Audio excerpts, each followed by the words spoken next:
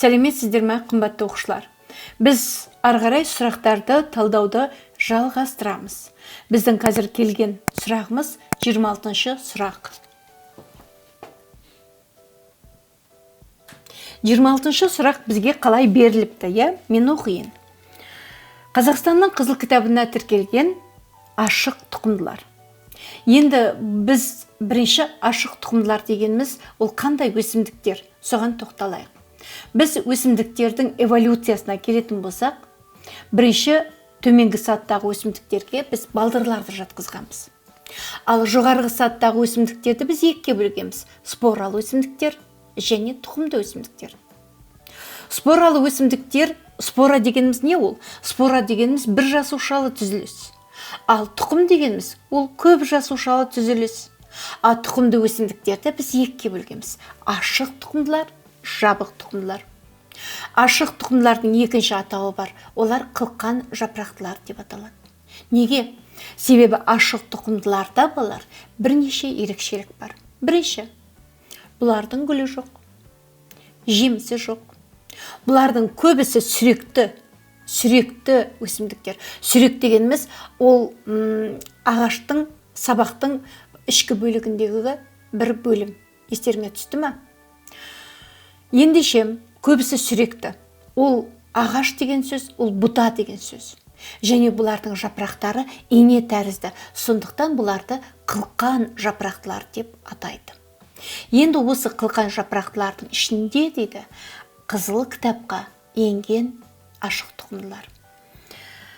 Бұл жерде жауап нұсқасында барлығы қылқан жапырақтылар. Қараңдар: зеравшан аршасы, арша, жатаған шырша, туя, қылша, самырсын, қарағай, шырша.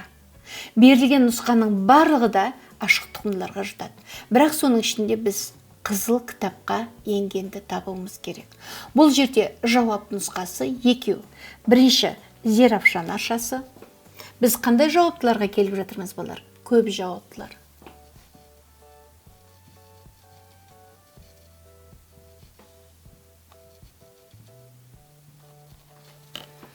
Зеравшан аршасы.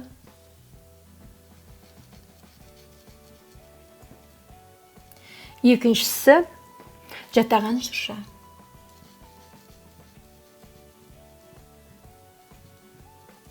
Жатаған шырша.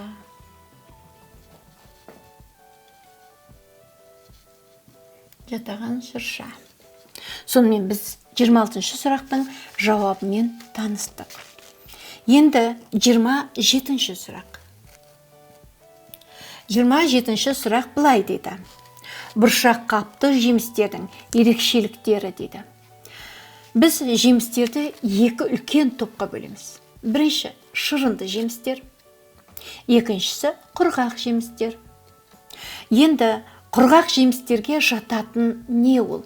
Құрғақ жемістерді атап шығайықшы балалар. Құрғақ жемістер.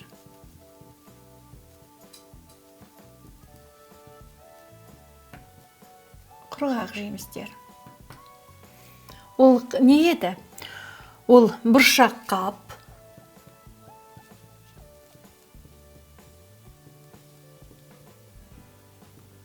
бұршақ қын,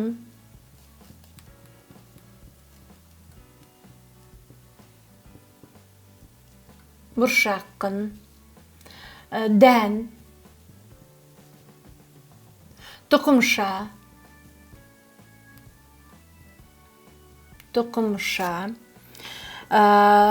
қанатты жеміс,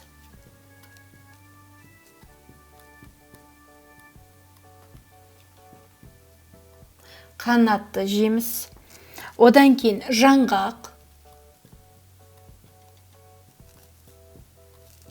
және жинақталған жемістер.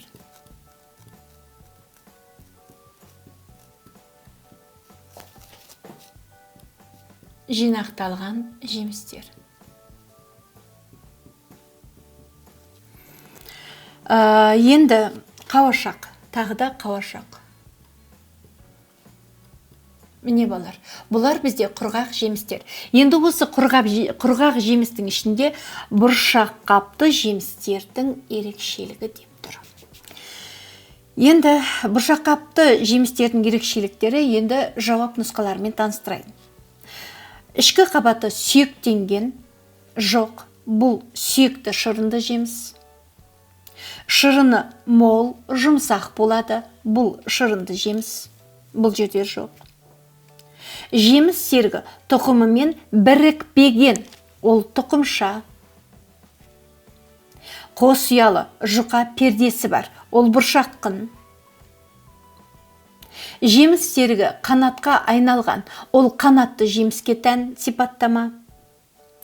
Су арқылы таралады, тұқымдары жеміс жақтауының жиегіне бекінеді. Бұл жерде дұрыс жауап қандай болып тұр балар? Жеміс жақтауының жиегіне бекінеді және бір ұялы тұқым саны біреу немесе бірнешеу. Түсіндік қой, иә? Сонда бір ұялы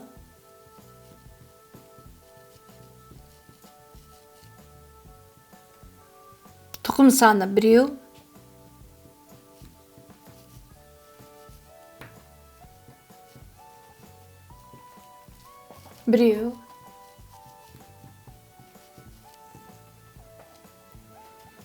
тұқым саны біреу немесе бірнешеу.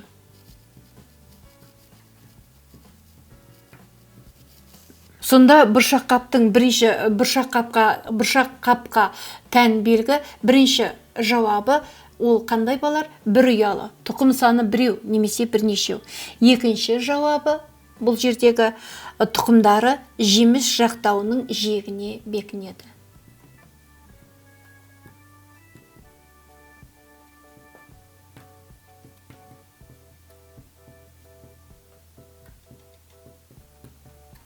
Жиегіне бекінеді. Балар, қалай ойлайсыңдар? Бұршақ қап қандай тұқымдастың бұл жемісі деп ойлайсыңдар? Әрине, бұл бұршақ тұқымдастарының жемісі. Ал бұршаққын ше? Бұршаққын ол орамжапырақ тұқымдастарының жемісі. Дән астық тұқымдастары. Тұқымша негізінен күрделі гүлдер тұқымдастарына. Қанатты жеміс көбінесе ағаштарда болады. Міне осы бүгінгі 27-ші сұрақтың жауабы сонда қанша? Екеу. Бұршақ қапқа тән белгілері жазылды. Келесі 28-ші сұрақ. 28-ші сұрақ саркодиналар типіне жататын дене пішіні тұрақсыз жәндіктер. Енді дене пішіні бұл саркодиналарға не жатады бұлар? Ол қарапайымдылар. Саркодиналар типі қарапайымдыларға жатады. Денесі бір жасушадан тұрады. Оның ең танымал өкілі кәдімгі амеба болады. Ал енді осы саркодиналар екіге бөлінеді. Бірінші, дене пішіні тұрақсыздар, дене пішіні тұрақтылар. Бізге қандай сұрақ сұрап тұр? Дене пішіні тұрақсыздарды сұрап тұр. Ендеше жауап нұсқаларын қарайық. Сәулелі күнқұлақ. Сәулелі күнқұлақ ол саркодинаның дене пішіні тұрақтысы, яғни тұрақты өкілі. Бұл жатпайды. Екінші талшықты амеба. Міне талшықты амеба дене пішіні тұрақсыз. Дене пішіні тұрақсыз.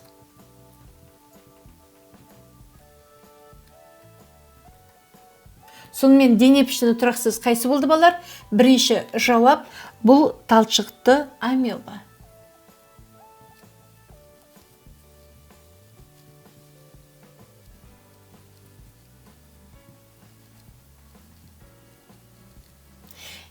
Ары қарай кеттік. Сәулелі өрмек аяқ. Тұрақты. Дене пішіні тұрақты. Сәулелі күншар. Дене пішіні тұрақты. Біз сәулелі күнқұлақ, сәулелі күншар, сәулелі өрмек аяқ, үшеуі де сәулелі, бұлардың үшеуі де дене пішіні тұрақты. Бақалшақты амеба. Бақалшақта амеба арцела бұл дене пішіні тұрақты. Қошқар мүйіз көпірме дене пішіні тұрақты. Шұрық денелі бунақай дене пішіні тұрақты. Ал кәдімгі амеба дене пішіні тұрақсыз.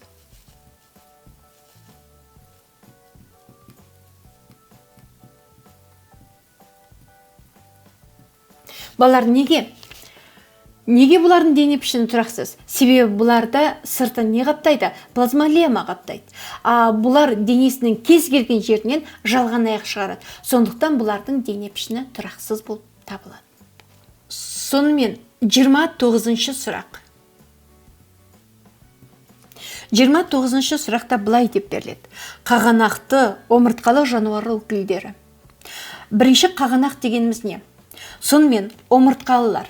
Біз хордалылар типі, қазақшаласақ желілер типі. Желілер типі 3 тип тармағына бөлінеді. Бірінші бас сүйексіздер, өкілі қандауырша. Екінші қабықтылар, өкілі ассидия. Үшінші омыртқалылар немесе бас сүйектілер. Сонымен бізде желілер тип тармағы қайсысы? Үшінші омыртқалылар. Екінші аты не балар? Бас сүйектілер.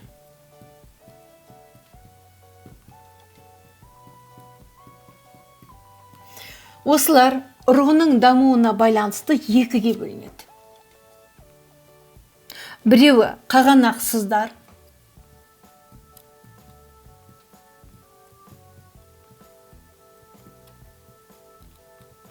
екінші қағанақтылар.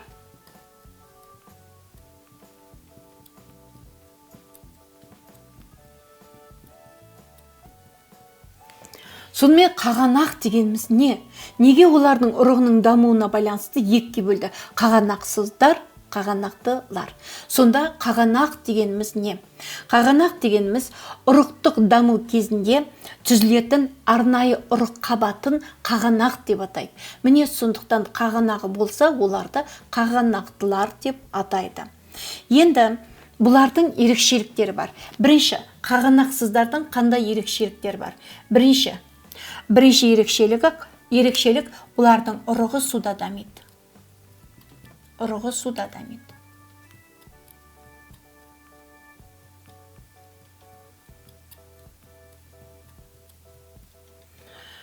Ал екінші ерекшелік бұлар. Бұл арнайы ұрық қабығы түзілмейді бұларда. Арнайы ұрық қабығы түзілмейді.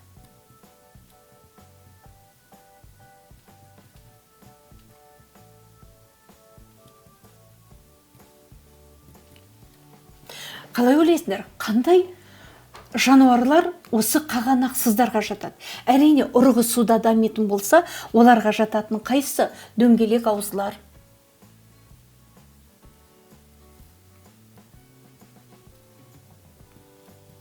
Дөңгелек ауыздылар.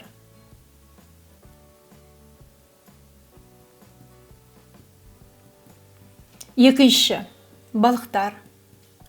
Балықтарды қаншаға бөлеміз балар? Екіге. Бұл жерде шеміршекті балықтар, сүйекті балықтар, барлығы да қандай? Қағанақсыздар. Одан соң ұрығы суда дамитын қайсысы? Қос мекенділер. Бақанның ұрығы неде дамиды балар? Суда дамиды. Білеміз ғой, иә? Сонда қағанақсыздарға жататын дөңгелек ауыздылар, балықтар, қос мекенділер. Балықтар болғанда балар, шеміршекті балықтар және сүйекті балықтар да осы қағанақсыздарға жатады. Ал қағанақтылар ше, бұлардың ерекшеліктері болу керек қой, иә, балар? Бұл ұрығы дамыған кезде бұлардың арнайы жұмыртқалық ұрықтық қабаттар түзіледі. Арнайы қабаттар түзіледі.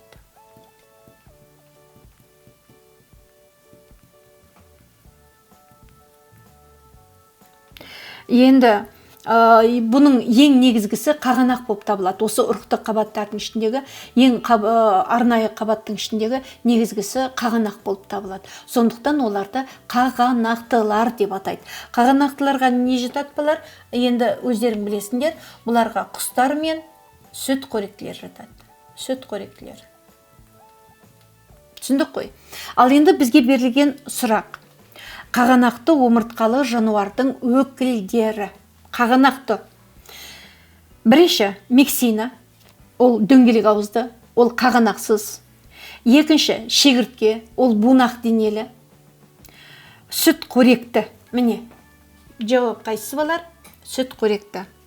Маса, олар бунақ денелілер. Көбелек, бунақ денелілер. Жорғалаушы, ол қайда тұр жорғалаушы? Бізде болар. Мына жерге біз жорғалаушыны да қосамыз болар. Жорғалаушы. Сонда екінші жауап қайсы болды? Жорғалаушы.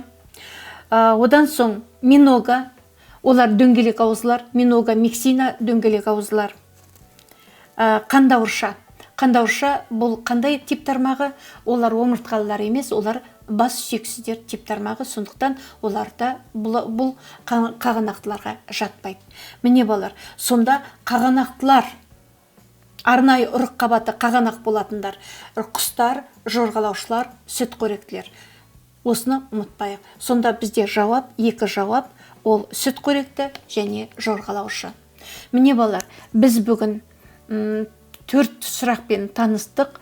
Сендерге бұл сұрақтардың жауабы түсінікті деп ойлаймын. Біз айтылған дүниені, айтылған білімді біз ұмытпайтын сияқтымыз. Сондықтан сендерге сәттілік тілеймін. Келесі сабақта кездескенше сау болыңдар.